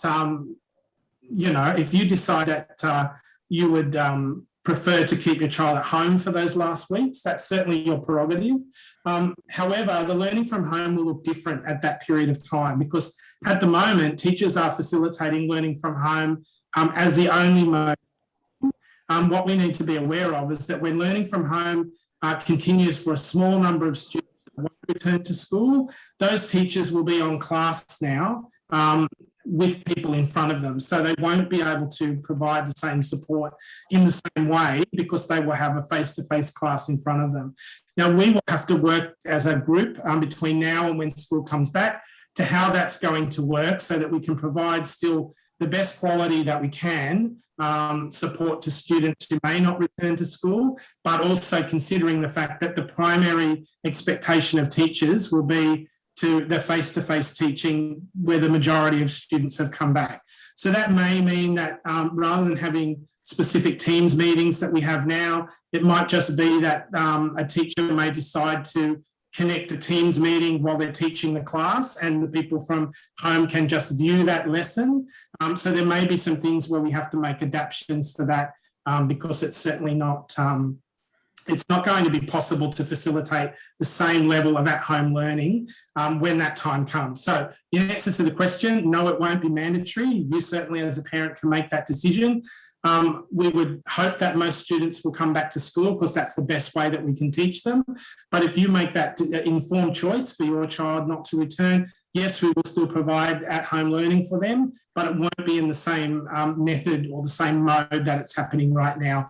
It's just not possible for us to have children in class teaching them and still providing the same level of support to children not on site. But we'll provide more detail around that once we've done the survey, particularly in term 4, week 1, and know how many students we're talking about, then we can work out what's the best way to facilitate that. There was a question, I think, Nicole, you touched on just about information about Wakakiri and school excursions that are being paid for. Yes. Wakakiri and school excursions will not be happening in term 4. Yes. That is, we just won't be allowed to do it. We won't be able to go off site to do any of these things. So all the money that's been paid for these things will be refunded to people. But like Mrs. Young said, it's a large, we have over 400 individual refunds to do at this point in time. And with only one person in the office each day at the moment, it's a huge issue to get through it. So we just ask you to be patient with that. So the money will be refunded wherever it can be. Clearly, if we don't get the money back, we can't refund it. But certainly with Wakakiri and school camp and things like that, those excursions, we have got the money back for those. So we'll be able to refund the money that we paid for those. So don't panic. You won't lose the money. You'll be able to get that refund, but it will just take some time. I know some comments here people are talking about with the 2-3M situation. Certainly, and most likely, we will probably ask that question when we put the survey out to people in term 1. We will probably include a specific question on there, maybe just around the 2-3M. So we will certainly give parents the opportunity to give some feedback on what they think might be the best solution for their children. Obviously, we may not be able to come up with a solution that works for everyone, because if half the people want to go one way and half want to go the other, go every way. We'll certainly do what we can, and we will certainly ask parents of 2-3M for their input in that survey, so that they can give us some feedback to inform the decision that we make for that class. I think that's just about everything, and we're pretty much out of time. So was there anything else, Mrs. Young, that you needed to add, or we're pretty good to go? No, I think, yeah, we've covered all the questions. Like I said, very, very grateful to our community. They've been so fantastic, and we're very, very lucky that we've all been able to work so well together. Yeah, we're really grateful to all of them. Yes, it's been great. Well, thank you to our amazing Stage 1 team who've been doing great things, and to our learning support folks, Ms. Kane and Mrs. Delante, who was in the last session. You're all fantastic, working really hard.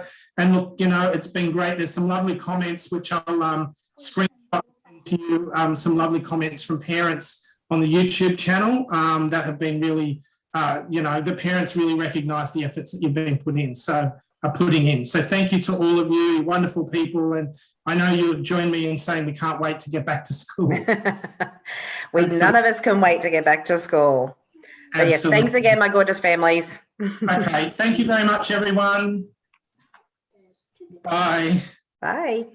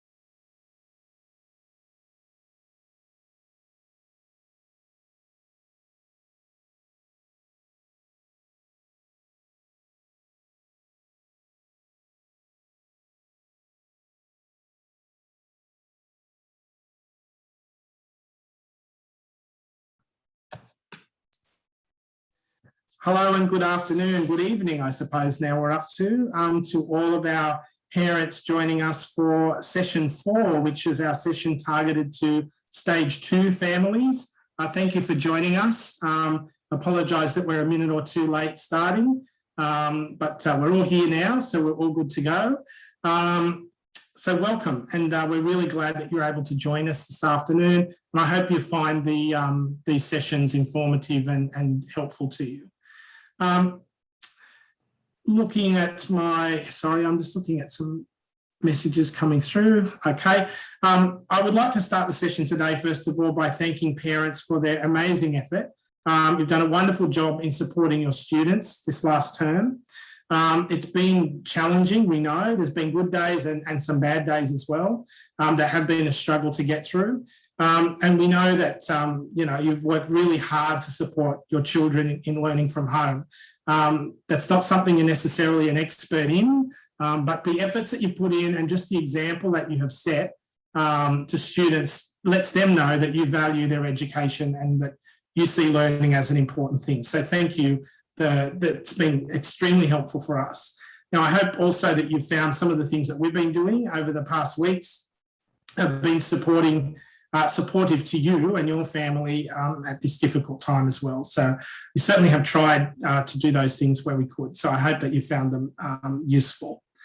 I'm going to start the session by talking to you about the planned return of students to school in term 4.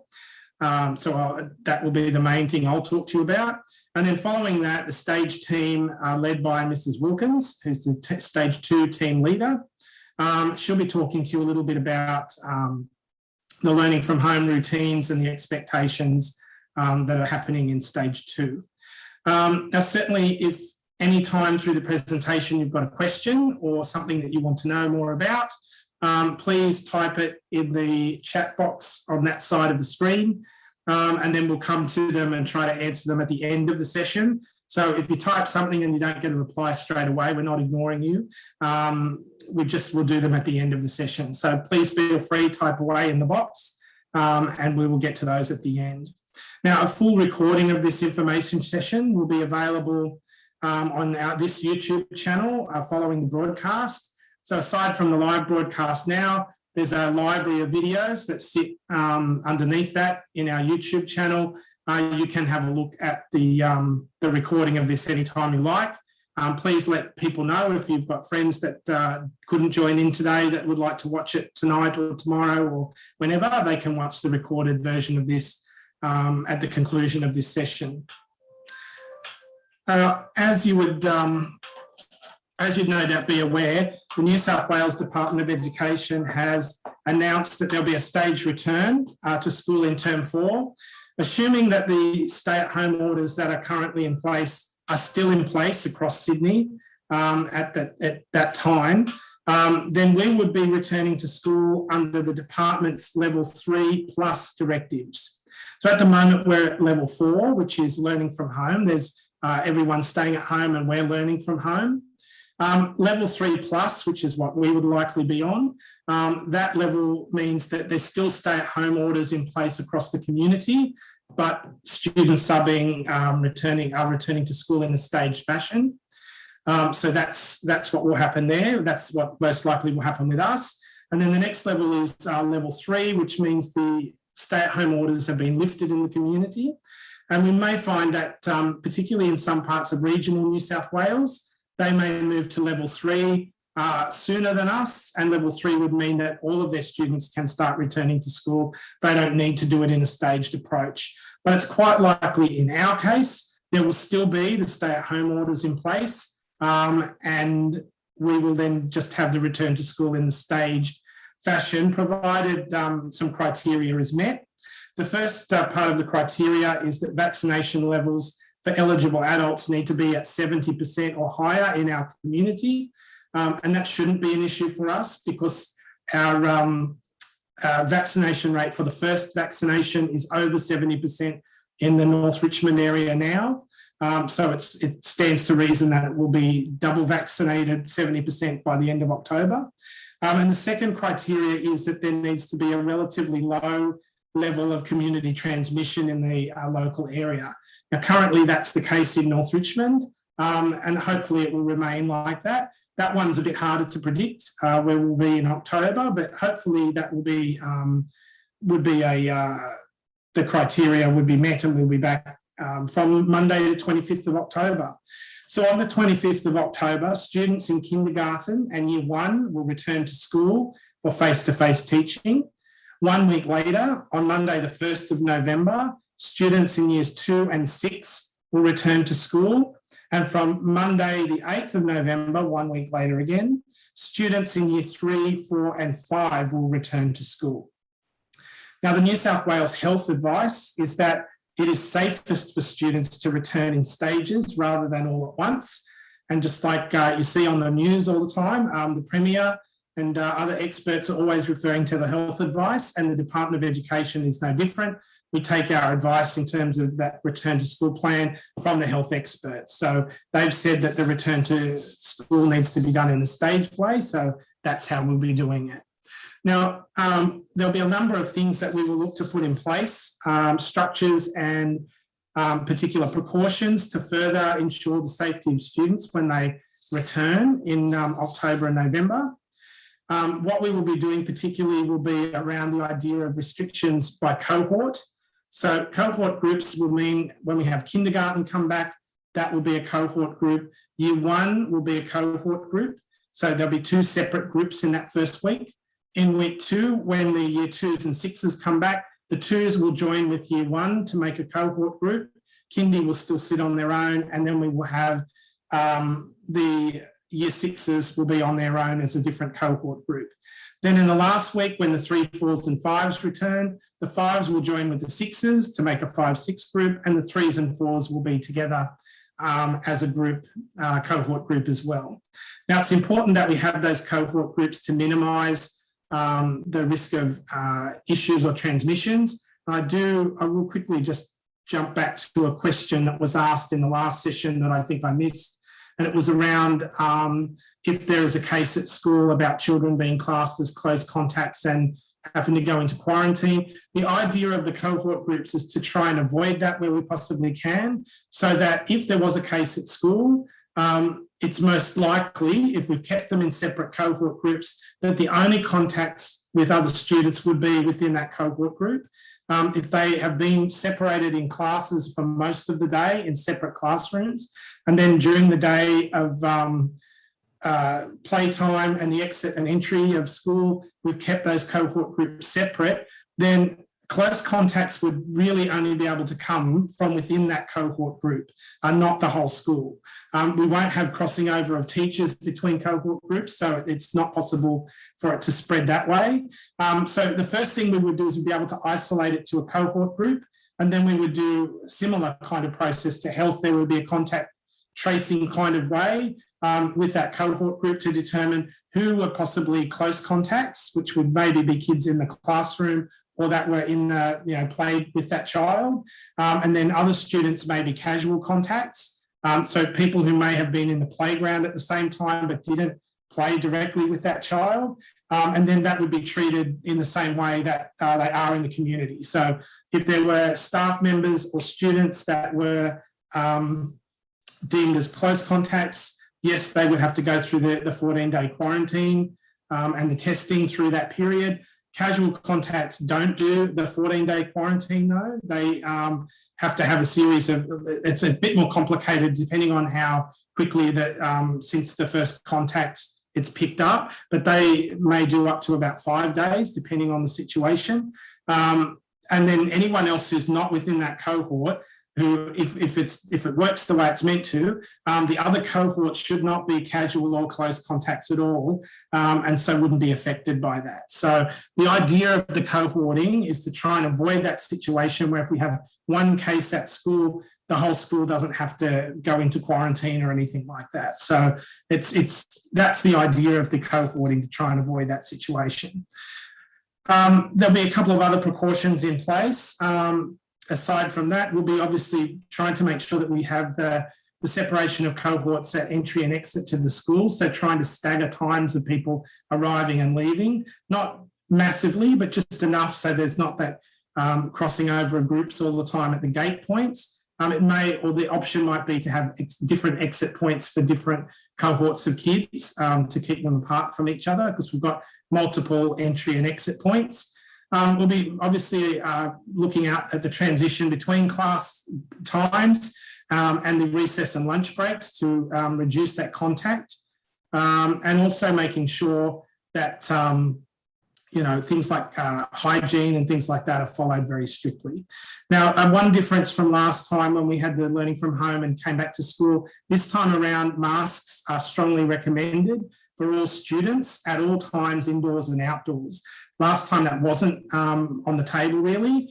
Certainly it's mandatory for all adults working at the school, so the teachers, office staff, SLSOs, GAs, everyone working at school will be wearing a mask in terms of the adults. But this time around it's strongly recommended, not mandatory, but strongly recommended for students to wear masks. So that might be something you might want to have a think about before we come back to school. Certainly The school does have a supply, or will have a supply, of the disposable masks, but I would expect some kids would prefer to have the nice ones kind of thing. Yeah, so that's basically what will happen there. In terms of where am I up to on my sheet? We'll be obviously providing more details as the return to school time gets closer. We don't always have all the details from the department yet. So as that time gets closer, we'll be communicating more and more in terms of specifics. So I do encourage you to keep checking the school Facebook page and the school e-news app, because that's how we will communicate those updates to you. We'll also be sending out an online survey in week 1 of term 4 to ascertain your intentions regarding your child's return to school. And it's really important that you respond to that survey when we post it in week 1, because that's what we will use to plan the contingencies at school, our staffing levels, all that sort of thing, based on what information you provide. So we need to know whether you're intending to send your child back as part of the staged return, whether you're not going to send them back at the end of the year. Certainly we would like them all to come back, but you may have your own reasons for not sending them back. So all of that sort of thing is going to be information we'll collect. As was pointed out in the last session, in the stage 2 session, the stage 1 session, we do have a cross-stage class, the 2-3 class. So how we work out which cohort group and how we set up that class will depend on some discussions that we'll have between now and then. So the 2-3 class may work a little differently from the other groups because they all fit nicely into cohorts. We will possibly ask a question in the survey that we send out to try and find out from parents what their feelings are in terms of how we might deal with that particular class in terms of where we put them with cohort groups. So we'll have a look at that certainly when we do the survey. We'll probably ask you specifically about that. Now, I'm sure that certainly while there'll be some challenges in coming back to school, I think staff and students will be more than ready to come back by then. So very hopeful that everyone will be super keen to be back in October. So I know I certainly will be. For the last weeks of term 4, when all the students have returned, our focus in classrooms will certainly be on literacy and numeracy. Student wellbeing will be very important, and also re-establishing those school and class routines. That will be very important. We'll be looking for opportunities to have some special days, things like athletics carnival, theme days, things like that, to try and keep spirits nice and high and keep kids motivated through to the end of the year, and try to have some sense of normality as much as we can within the guidelines. We will be looking to organise school class photos for people. We won't be able to get photographers in like we normally do, but we're using the resources we have at school. We will certainly try to get, or we will get those school photos taken. We will print them and supply them, a class photo to everyone at no charge.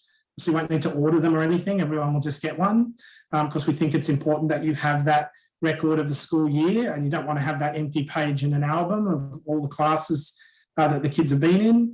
And we'll also make sure that students receive a modified semester 2 academic report. Now, if you've got any questions about any of the things I've just talked about with the return to school things, please just type them in the box to the side, and we'll try and address them now at the end of this session.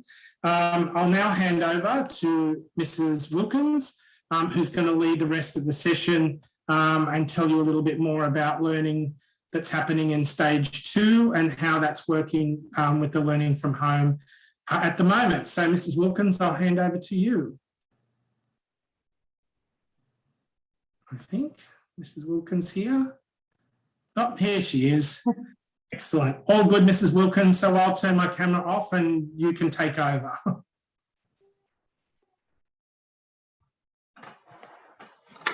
Excellent. Thank you, Mr. Thurling. Thank you very much. All right, great. Firstly, hello to everybody listening online, and thank you very much for joining us. We do also have our other teachers that will jump in a minute from stage 2, but I just want to give apologies to Miss Connolly. She's not very well today, and sends her apologies for not being able to attend this evening. Just thought I'd run through a couple of the expectations that we have. Sorry, 1 second.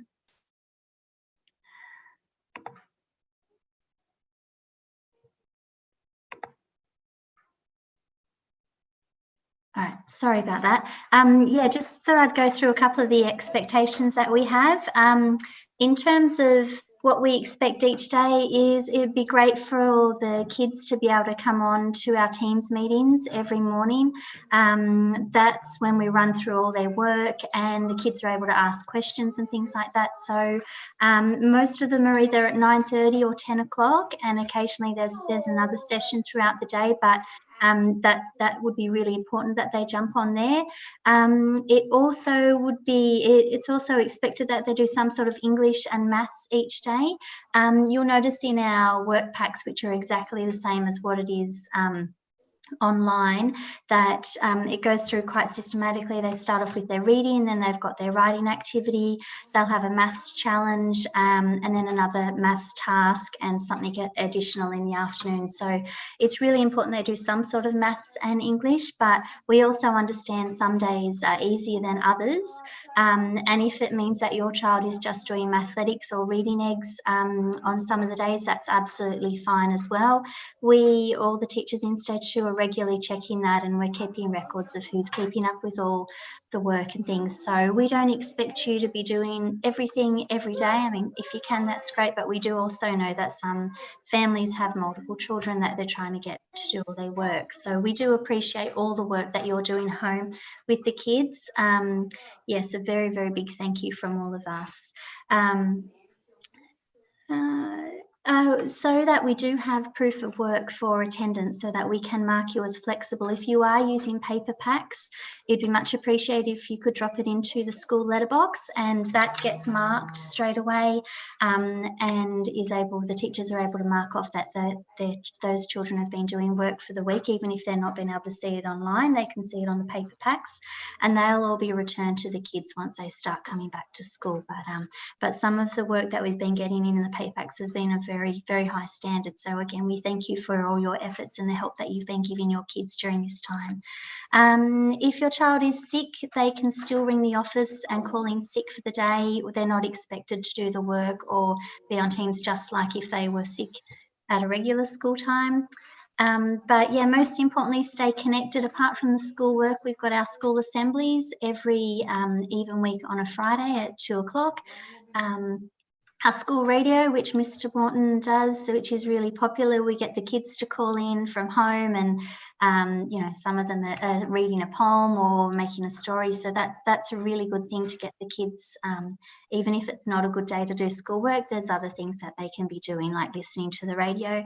Mr. Thomas does his updates. Sometimes he's on the trampoline or cooking, whatever it might be, but they're always really entertaining, and I know the students have been really enjoying that. So there are other things that the students can be doing apart from trying to make sure that they get all their work done, because we do understand that some of you have got multiple kids, and it's really important that your mental health and your sanity is of top priority. Otherwise, you're no good to the rest of the family. So if there are days that it's just not going to happen, we completely understand. We've all got our own kids at home that we're trying to work through work as well. So please don't feel any pressure.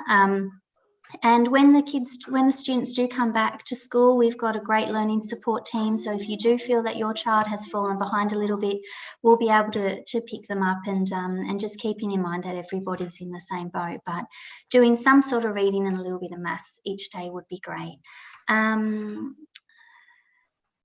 In our work each week, it's quite sequenced. So you'll notice that with our writing tasks, they'll start off with a planning sort of activity and gathering all their thoughts just like they would in the classroom, and then they move on to publishing it the following day and working through editing and things. So so it is sequenced just as we would in the classroom, and we have a theme for maths each week. We're doing measurement this week, and I think it was fractions or decimals last week. So so that makes it a little bit easier for the kids to follow, but we do try to put a lot of fun stuff in. The Stage 2 students are doing a shuffle dance at the moment, and they're sending in their videos. Miss Hayday is very clever on the computer, and she's going to be able to put all that together. I think that'll be a really fun thing. The kids love the Guess the Pet competition, so we're trying to keep it really fun for them. But again, if it's a day that it's just not working, it's just as good to go out and build a fort, or you know, if we're doing measurement, you can measure things outside. You don't have to make sure you stick to what we've got there. But yeah, we just need some evidence of something happening. We set the Education Live videos every day at 2 o'clock, which the students really enjoy watching.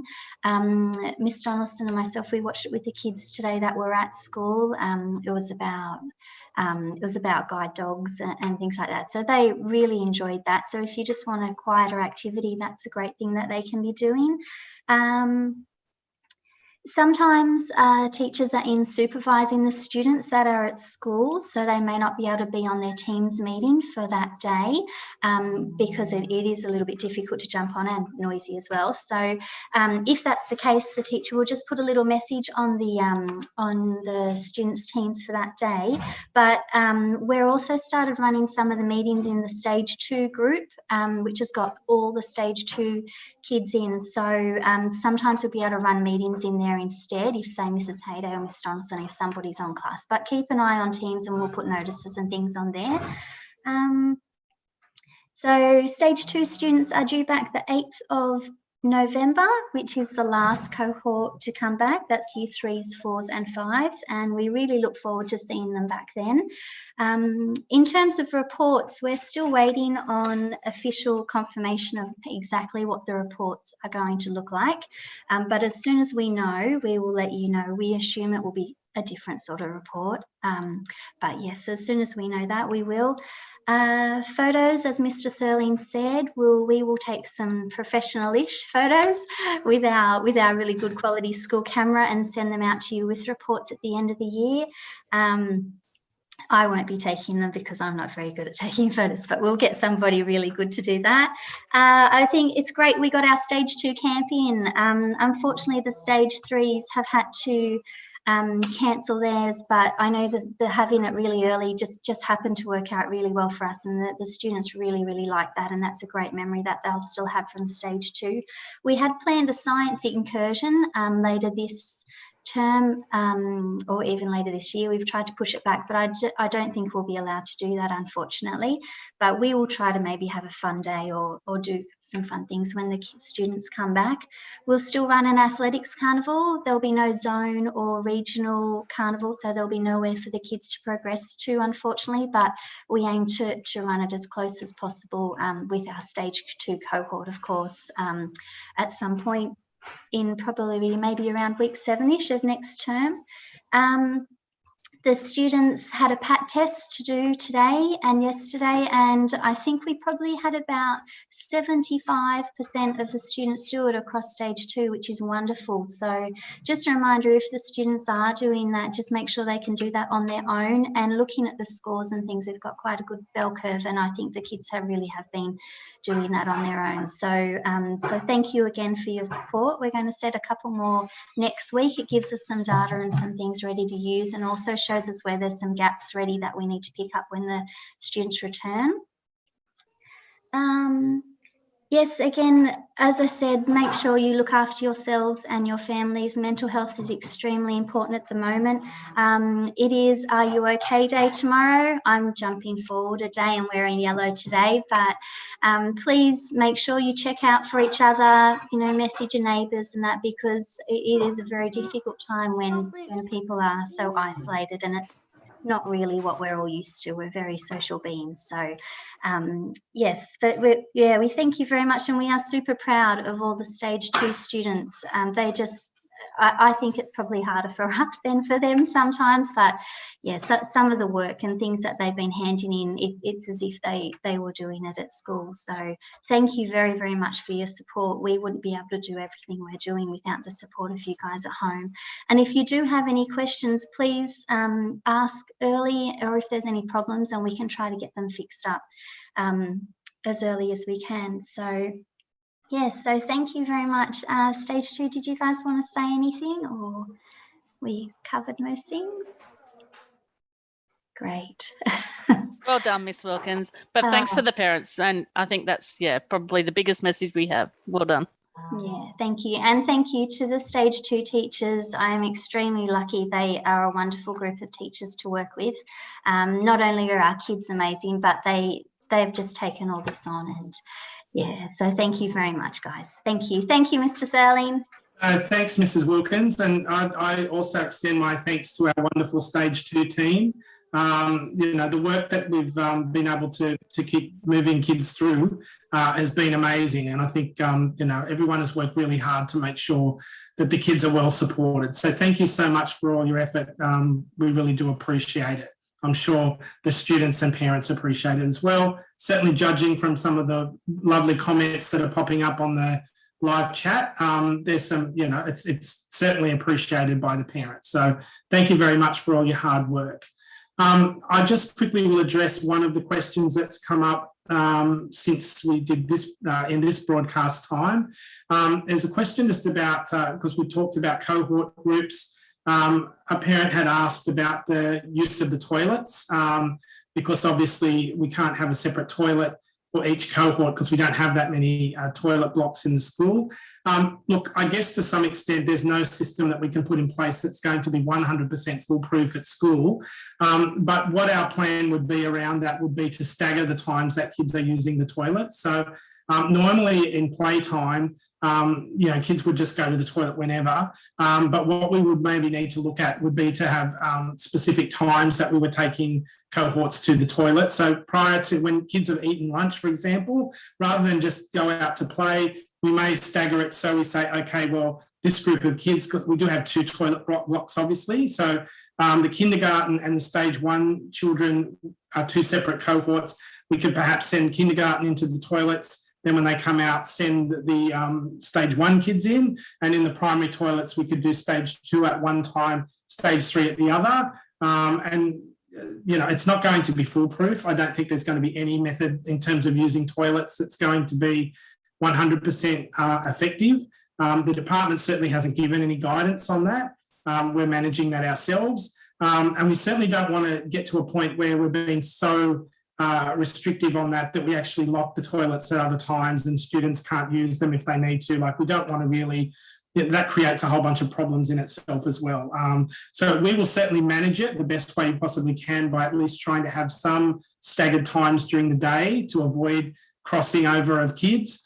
The issue around that crossing of cohorts is not so much an issue of safety as such. It's more about isolating groups. So if we do have a case at school, it doesn't affect the whole group of kids. So if there is at some point crossover of kids somewhere, it's not the end of the world, because we're certainly not expecting every child where that happens will be a positive COVID case. But we will manage it the absolute best way that we can. So probably most likely, because we don't have 4 separate toilets that the 4 groups can go to, we would look at using restricting the use of the toilet for kindy and year 1 to the infants toilets, 1-2, sorry, Stage 1 and kindy, and Stage 2 and Stage 3 to the primary toilets, but perhaps stagger the organised times that we go to the toilet. Now, unfortunately, as we know kids, there's going to be other times of the day where someone's about to burst and has to go at another time. And we certainly don't want to be saying, sorry, COVID rules, you can't go to the toilet, and because that would be a horrible situation. So there may be some where we just have to go with the flow that way. But certainly in terms of organisation, we will certainly do what we can to keep those cohort groups separate in using the toilet. There is day cleaners coming in as well as the night cleaners. So in terms of the hygiene and cleanliness of toilets, they're being cleaned. There's some cleaning going on during the day, as well as the main cleaner who's cleaning in there at the end of each school day as well. So there is extra cleaning happening in those toilet areas. So we're certainly doing everything we possibly can. Is there going to be a system that's 100% effective? Probably not, because we know what kids are like. We can do what we can, but kids are kids. And we don't want it to become this horrible experience of coming back to school where we're grouchy and horrible because it's all COVID rules, don't go there, don't do that. We don't want it to be horrible either. So yes, we will do what we can and put those things in place as we are expected to do, but also in the context of trying to keep things as positive for kids, which is the whole purpose of coming back to. as we possibly can do. So as the details come to us, we will add detail to our plan and we will share that with everyone as soon as we possibly can. Our executive team will be meeting during the holidays to actually try to put as much detail so we can start sharing more details with you as early as week 1 in term 4. Please continue though to let us know if you've got questions or concerns. What I will try to do is there's been some really great questions through the session today. So what I will try to do is maybe cut and paste some of them. I won't put your names on them. I'll just take the questions and maybe have a frequently asked question section on our rnps.org.au website. And as we keep getting them over the next weeks, I'll start posting them with some answers. And hopefully that will answer questions for people nice and early, rather than feel like they have to keep emailing us with different things. Then I can direct people to that section and you may have a question that's already been answered, sort of thing. So thank you for that. Those questions have been really great. Thank you so much for the wonderful feedback. It's really lovely to, I know many of you have been communicating with teachers directly, but it does make, it really does pick up their spirits. Teachers have been doing it really tough as well. You know, they're trying to keep learning up for all of our students while sometimes managing their own children at home. They're all very sad to be away from school all the time. Most of us are only in 1 or 2 days a fortnight. So we're missing it just as much. So we're really looking forward to getting back and working with our wonderful community, and having our students back in front of us is going to be a lovely Christmas present leading into the end of the year. We're really excited about that. So thank you everyone for joining us for our information sessions. We really appreciate your time. It's been really pleasing. I think we've had over 100 people join us for the sessions today. Looking at the numbers for each session, I think we're up to about 130 or something different people watching. So that's been really exciting and very worthwhile. I hope you found it worthwhile. Enjoy the rest of the week. Have a great weekend. Stay in touch. Let us know if there's any problems. Take care and stay safe. Bye for now.